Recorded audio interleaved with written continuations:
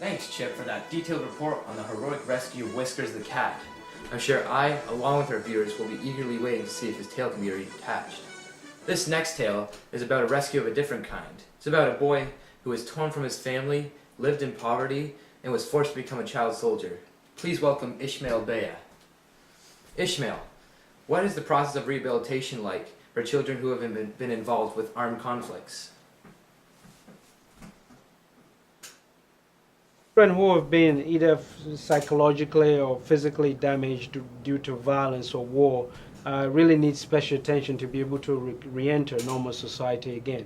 This is absolutely important because if we don't do that, then we have a whole generation of people who cannot function normally because of circumstances that have come within their lives. And one of the solutions that I think is part of this is not only having the psychosocial rehabilitation or whatever physical illness that comes to this, but rather to provide opportunities for people who have come from such difficult backgrounds. I myself, I was somebody who came out of a war in Sierra Leone after being forced to fight as a child soldier. Why is it important to have a minimum age for military service?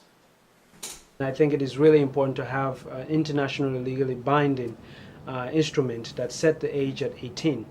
It used to be 15, but I think 18 is where we are now. And I think it's very important to have that being legally binding, but also have governments do more to make sure that they actually enforce these things. Some people haven't enforced it, some have.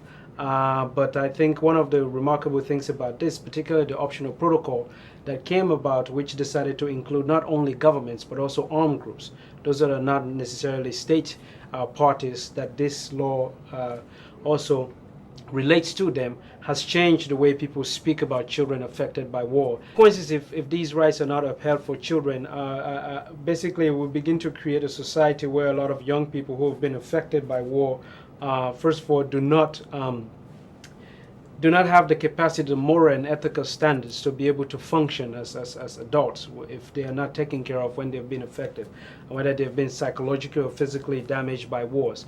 And also, just to start with, I think in every society people should seriously regard the rights of children. They should take it very strongly, because if you don't, then you begin to lay a foundation of a society that people don't care about other people's lives.